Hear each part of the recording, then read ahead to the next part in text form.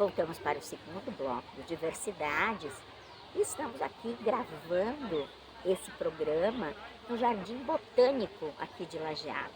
Como eu falei no primeiro bloco, mais de 800 pessoas circularam pelo espaço hoje. Então, se vocês ouvirem murmúrios de conversas, são os nossos aqui, as pessoas que estão ao nosso redor, e aqui atrás da gente tem um riacho, então é um barulhinho muito relaxante assim, para nós fazermos uma conversa exatamente sobre meio ambiente.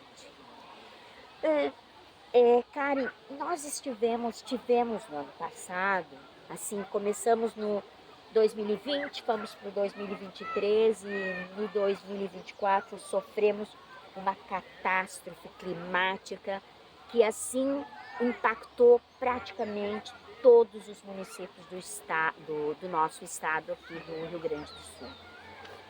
E com este impacto das águas, né, perderam-se, além de vidas, perderam-se patrimônios, perderam-se sonhos e também se perdeu muito da própria natureza. As margens dos nossos rios e arroios ficaram completamente devastadas, né? Então, nós, como cidadãos e como indivíduos, nós temos o nosso compromisso de reestabelecer isso, né? Como tu vês, como tu avalias as ações aqui no Vale do Taquari para fazer essa recuperação? Classi, eu acho importante, antes de responder a tua pergunta em si, né, a gente iniciar falando que a gente vinha de uma fase onde era seca, né? Sim, Muita seca. E logo na sequência, lá em 2023, a gente já começou com enchente em setembro, exato. uma enchente histórica, novembro novamente. E ali já se perdeu também, né? Sim, com certeza. Se perderam casas, já se perdeu florestas, enfim, vegetação ciliar, né? Às margens dos rios. Novembro novamente, chegamos em maio e acontece a maior catástrofe do Brasil, a gente pode dizer assim, em termos climáticos, né?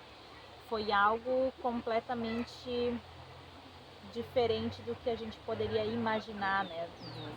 Todos nós sofremos direta ou indiretamente com o que aconteceu. Então, uma das questões muito importantes é que a gente já vem há muitos anos num processo onde não se tinha tanto cuidado com estas margens, né? As que ainda tinham vegetação, muitas vezes tinham vegetação que não era adequada àquela região, né? Porque algo que é importante dizer, né? Não é qualquer árvore que deveria estar às margens de um curso d'água, né? Às margens de um arroio, de um rio. As árvores adequadas, elas têm um potencial de segurar o solo que ali está. De reter, né, a terra. De segurar para evitar que elas sejam levadas quando acontecem as enxurradas. Claro que a gente tem que considerar que o volume de água e a força da água da enchente de maio do ano passado, ela foi devastadora. Então, mesmo as árvores que talvez tinham este potencial maior de segurar, muitas vezes foram levadas. Foram levados pedaços inteiros de solo, né? Então, são áreas que hoje, principalmente onde levou tudo, não se deve voltar, né? As pessoas não devem voltar a construir, não devem voltar a ter lavouras, e são locais que devem ser recuperados, que precisam ser recuperados para que a gente também não tenha uma perca ainda maior numa próxima situação, né? Então, o que eu tenho visto, alguns municípios estão um pouco mais adiantados, encaminhando projetos para a realização de parques nesses locais, com uma recuperação que visa, então, transformar esses lugares em ambientes que vão ser utilizados pela comunidade, que vai, então, ter uma recuperação com vegetação também, né? e que seja um espaço que a água possa ocupar sem que se tenha grandes danos ali Exato. e não tenham pessoas nestes lugares para terem que ser retiradas ou que fiquem em perigo, né? Mas também tem outros municípios onde não está acontecendo tanta coisa, né? Onde a gente vê que ainda está mais paradinho, não se sabe exatamente o que fazer, não está havendo a recuperação em si ainda, né? Ele é um assunto muito delicado, porque não é qualquer recuperação que pode ser feita. Tem que ser feita com um acompanhamento, tem que ser feita com a vegetação correta, um plantio de espécies certas, né? E são quilômetros, quilômetros e quilômetros de extensão. Então, os municípios recém passaram por toda essa situação, eles estão tentando ainda entender como se resolve todo o contexto das pessoas, para onde elas vão, onde vão morar, que tiveram que sair das suas casas ou enfim, né, perderam tudo para terem que morar em outro lugar. Os animais, a gente teve uma situação muito complexa em relação aos animais que ficaram sem seus tutores, enfim, não se encontraram mais e ficaram com o poder público ou então com ONGs, né? Então são muitas situações que estão sendo resolvidas e tem ainda a recuperação das margens, né? Então eu vejo que está devagarinho, até pelo que os municípios conseguem ter perna para realizar, né? Porque foi algo tão grande que ninguém sabia o que fazer. E agora? O que se faz? Por onde se começa? As próprias administrações sentiram-se perdidas, né, nesse processo. Exatamente. Então, eu acredito que ainda estamos engatinhando muito nesse sentido. E agora, começando a falar em adaptação, que é uma das palavras que eu usei antes em relação à COP, né? Adaptação é o que a gente precisa, porque hoje já estamos instalados em cidades, como Lajeado e Estrela, por exemplo, que ficam às margens de um grande rio, que é o rio Taquari, né? A gente não consegue deslocar estas cidades, então nós precisamos adaptar estas cidades, né? Pensar na recuperação destas margens, mas também pensando no que existe nesses lugares e de que maneira a gente mitiga tudo que vai acontecendo, porque a gente sabe que não foi a última. Talvez a gente tenha outras enchentes dentro de níveis que eram considerados normais. Né? Exato. Mas talvez a gente tenha enchentes cada vez maiores. Os estudos indicam que serão cada vez mais frequentes. Então essa preparação, essa adaptação das cidades, sabendo que vai acontecer novamente, ela é importantíssima. Ela é a base, né? Se adaptar para conseguir salvar vidas, se adaptar para que as pessoas já não estejam mais nestes locais de risco, se adaptar no sentido de conseguir que essa água escoe da melhor maneira possível em termos de drenagem urbana, não só as margens, né? Porque a gente tem que pensar em todo o contexto da cidade em relação à drenagem também, né?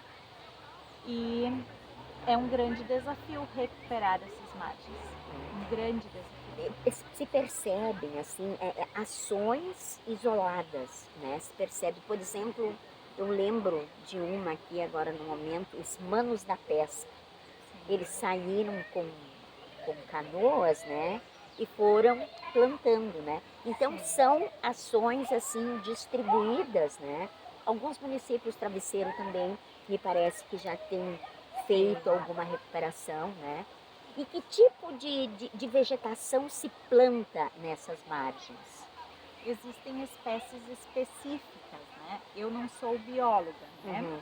Mas a gente acompanha um pouco o trabalho de alguns, né? Então existem espécies que elas já são adaptadas na beira do rio Taquari e conforme também o local do rio Taquari, elas vão variando. Se é na região mais lá de cima, tem algumas que se adaptam melhor, aqui para baixo já são outras. Então, esse trabalho, ele precisa ser sempre acompanhado de quem entende da questão técnica. Aqui em Lajeado, qual que é a vegetação? Lá em Arroio do Meio, qual que seria? Né? A gente não tem como plantar de uma ponta a outra as mesmas espécies. São espécies diversificadas e que se adaptem àquela região. Então esse é um trabalho que eu sempre falo, não existe uma receita de bolo, não é um Sim, sim, exato. aqui é aqui, Aham, né? aham. A gente tem que ter um acompanhamento técnico de quem entende. E aqui a gente tem um trabalho maravilhoso sendo feito pela professora Elisete, que atua na Univates, né? Uhum. Que ela é especializada nessa área, então a gente é uma pessoa de referência aqui na região que tem feito trabalhos bem legais. Bem interessante. Mas realmente, como tu disses, é uma situação complexa, né? Porque não pega só a questão do meio ambiente, né? Pega um monte de setores, um monte de variantes, né? Que tu tem que dar conta. Sim. E assim a gente fala em plantar, né? Uhum. Mas só plantar não resolve o nosso problema, né? Uhum. O plantio ele tem que ser feito em conjunto com outras SBNs, que a gente fala, né? Soluções baseadas na natureza, que muitas vezes são soluções de engenharia em determinadas áreas, precisa ser feito utilizado algum tipo de engenharia natural, que se faz com troncos, com rochas, enfim, para segurar aquela margem e daí fazer um plantio. Tem tudo isso para ser analisado em cada local, né? Porque cada local sofreu de uma maneira diferente e também precisa de um tratamento diferente para que haja a recuperação de fato. E quando a gente deixa simplesmente crescer assim, vem as espécies exóticas, que também são prejudiciais, né? Então é um grande desafio essa recuperação. Grande. Tu falaste antes, assim, que não é uma questão de nós falarmos em plantar, plantar, plantar. Também há ações, né, outras ações que nós podemos fazer, né? Por exemplo, o cidadão comum lá na sua casa, na sua família, né? Eu gostaria assim que tu delineasse algumas ações que a gente pode fazer, cada um na sua casa, para que ajude a melhorar esse ambiente. Antes, quando eu falava em drenagem urbana, né? A drenagem urbana nada mais é do que o escoamento das águas das chuvas. Chove muito, a água precisa ir para algum lugar, né? E muitas vezes a gente tem problema de entupimento dos bueiros, que são causados pela destinação inadequada dos resíduos que a gente tem em casa. Desde o papel, o plástico de uma bala jogada no local errado, ou também aquele monte de folhas que a gente varre na frente de casa e que vai varrer para dentro do bueiro, né? Então são pequenas ações que podem contribuir de forma negativa para que esses bueiros também fiquem entupidos e que a água não consiga chegar ao seu destino e fique acumulada ao ponto de muitas vezes se elevar tanto que entra dentro das casas, em regiões onde nem pega o rio, né? Então são pequenas questões, né, Classi, que às vezes a gente acha que pode ser uma bobagem, mas sou só eu lá em casa que não separo o resíduo. Mas será que não faz diferença? Se todos fazem, a gente tem um resultado lá na ponta, né? Então de separação, de cuidado. Eu sempre falo muito da compostagem, né? Que é uma pena que as pessoas não façam mais, porque a gente está mandando para o aterro sanitário algo que é riquíssimo, né? É adubo. Adubo para usar na nossa casa, ou enfim, né? E tem um custo elevadíssimo. A gente ocupa um espaço lá no aterro sanitário que não precisaria, né? Então, chegamos ao fim de mais um bloco do Diversidades. Voltamos em seguida com o terceiro e último bloco, sempre com o patrocínio da Seleto Mercado, lá na Doutor João Carlos Machado, bem no centro de Arroio do Meio. Você entra na cidade e vai ver o mercado aí. É só chegar. Até mais.